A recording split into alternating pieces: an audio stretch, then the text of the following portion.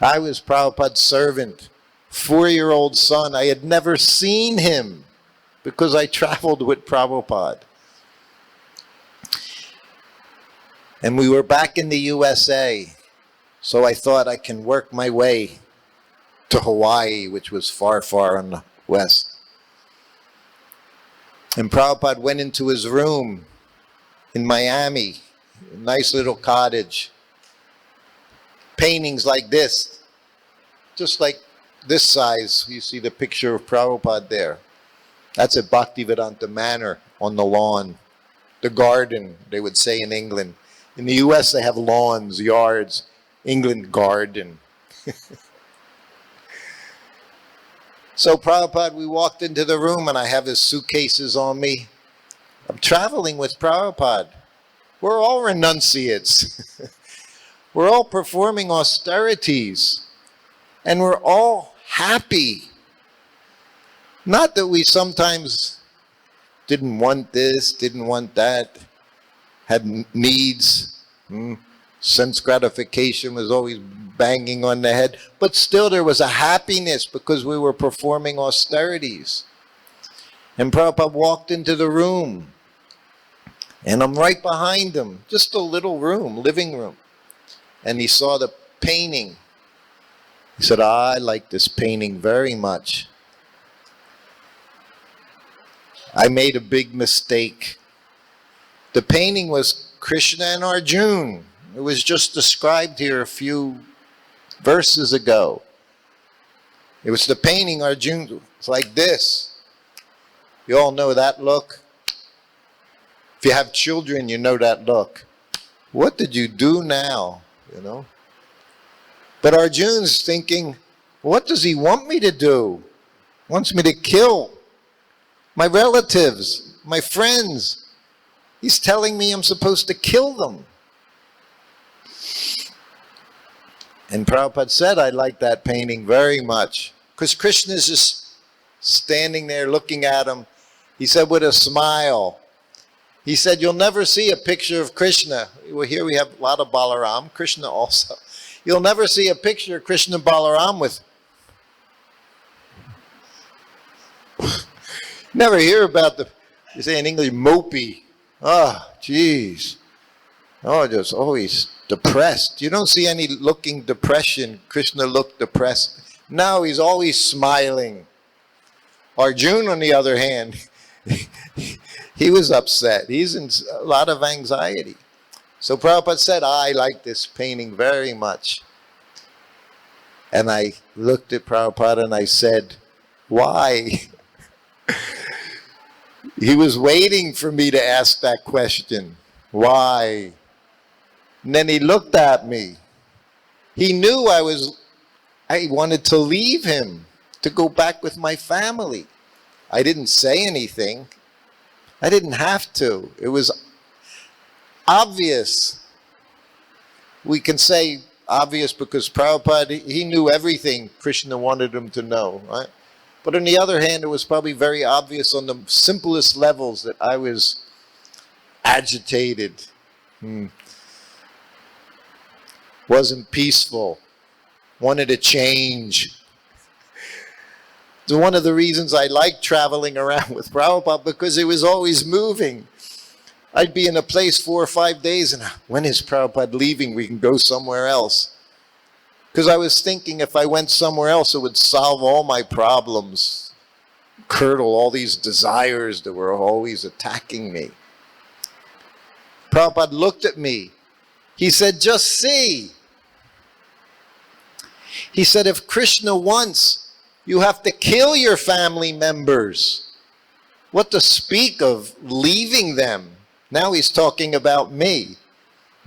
He didn't say that. Prabhupada never directly attacked me. He attacked me. He didn't attack me. He tried to save me. But when you don't want to be saved, that's attack.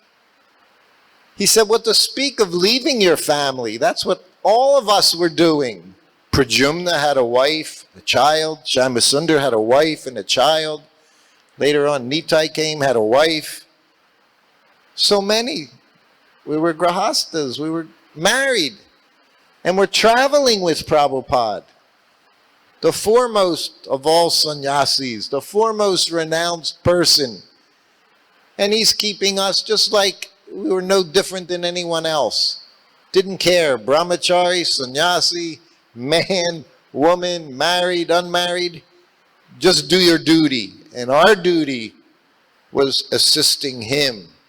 And his duty was following his spiritual master's orders, which brought him to America. And he never stopped preaching from the time he went there. And he engaged us in assisting him. And now he's looking at me and saying, if Krishna wants, you have to kill your family members. What to speak of leaving them? Huh? Of course, that's not required. You don't get, sometimes you get some fanatic people, they think, well, maybe they're all problems anyway. You have a marriage problem, you think, well, Prabhupada said, if Krishna wants, well, Krishna doesn't want, so you can leave that part behind. But he does expect us to do the best we can. Prabhupada wanted me to stay with him. So then that happened the one day. I was so dull-headed. I never realized that Prabhupada would preach to me. That Prabhupada would tell me what to do, what not to do. Because he did it in the third person all the time. He never said it to me. He would just say things so nonchalantly, so simply. I was a brahmachari. I had been with him for a year. Now, of course, I said, no, 6 months later I'm going to be married. I didn't know what was coming. Prabhupada could see. Just by the way you do things, you can see what lies ahead by experience. Prabhupada could see, this boy, he's losing it.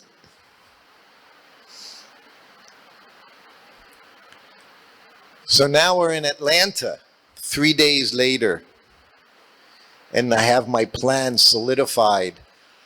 I'm going to leave and be with my family, despite what Prabhupada said, because I didn't realize he was telling me, you should just stay with me and do your service.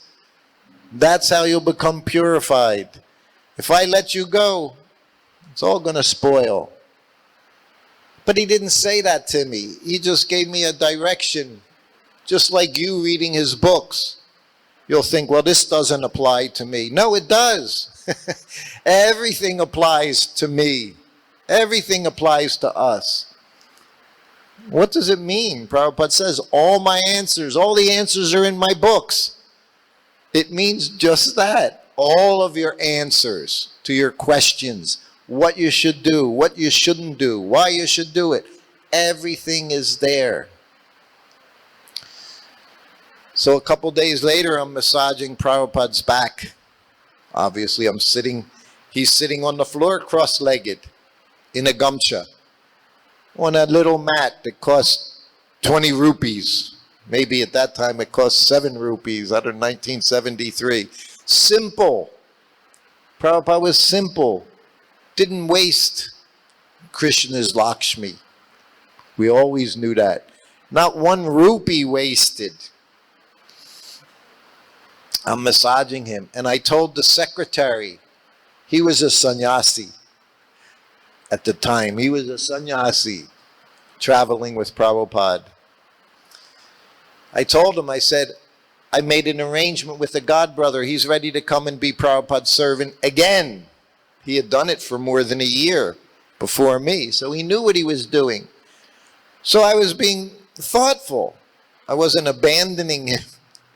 I was providing him with someone else. But me, I wanted to go see my family. So I'm massaging him. And as I'm giving him massage, the secretary comes in at that time with me right there with Prabhupada and said, Prabhupada, Srutakirti wants to go and be with his family. I was so ashamed of myself. I wanted him to do it when I wasn't there, not right in front of me, so I could be so embarrassed at how fallen I was. He did it right in front of me, and I'm looking at him. What are you doing? Saying that to Prabhupada here. And he said, he's made an arrangement. The previous servant can come. He'll go to India with you. Srutakirti will go back, spend time with his family. When you come back to the West, then Srutakirti will be your servant again. This was a plan me and this other devotee boy had made. And I'm massaging Prabhupada. He's telling Prabhupada the plan. And he says, Prabhupada, what do you think? I'm massaging Prabhupada, and my mind's just... And Prabhupada doesn't say anything. And I'm still massaging. Prabhupada's waiting for me. Just like Krishna's waiting for Arjuna to become intelligent, to listen, to understand. But this person doesn't understand, doesn't listen. He only knows he's tired, he's been sick in India, wants to see, he's attached to his wife and child he hasn't seen yet, and he wants to be with them. But I didn't have the courage to even make an arrangement with Prabhupada. I tried to go around, I've tried to go this way. When my guru was right in front of me to solve all my problems, if I just asked him. And then it was quiet. And then finally I'm massaging, and the secretary says, well, Srutakirti, he should remain. And Prabhupada said, that's okay. Which meant yes. But I was the one that was supposed to say that. Prabhupada, I'll stay with you. I'm your servant. That's my service. I'll never leave. This is devotee. I've never been a devotee. Just somehow or other, it's good fortune. And I stayed for some more months. Until again, I just couldn't carry on. That's what happens when you become unregulated. Traveling was very difficult. Every day, every couple of days, you're somewhere else. One day, all new people, all new everything. Only constant was Prabhupada. What more could anyone want, huh? But it just shows the nature.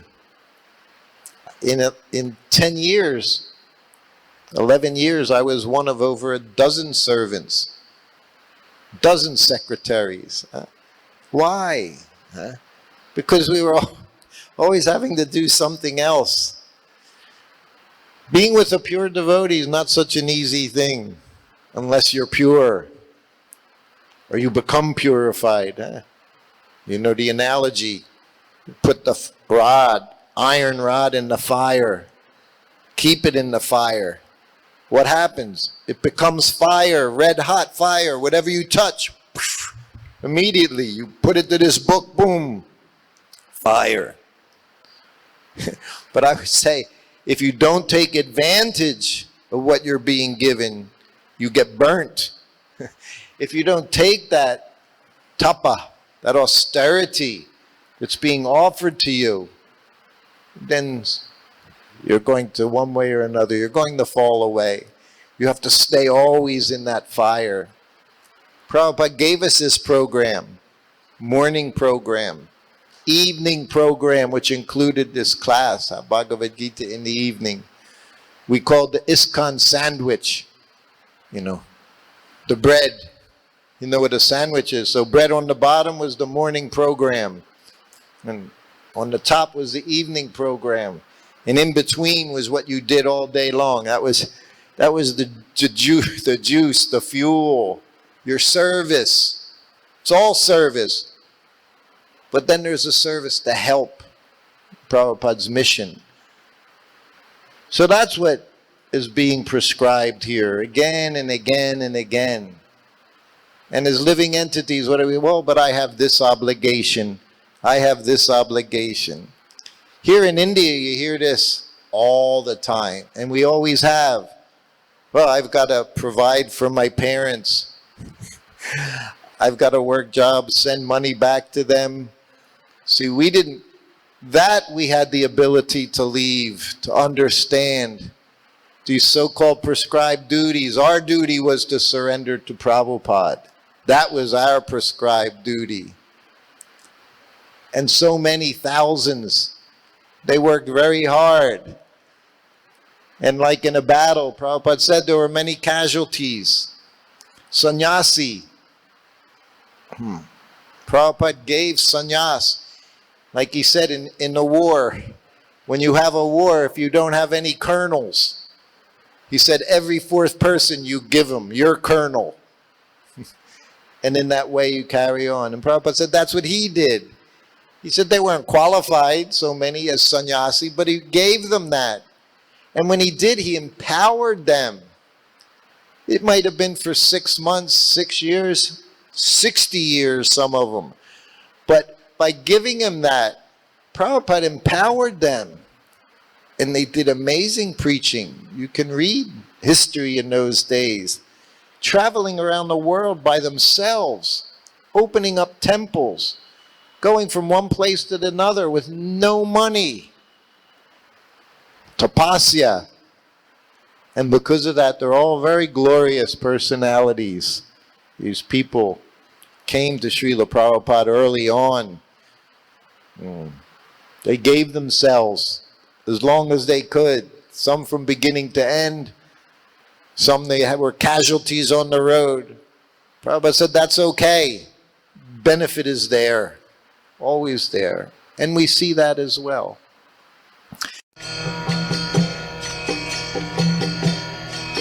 Hare Krishna, Krishna Krishna, Hare Hare, Hare Rama, Rama Rama.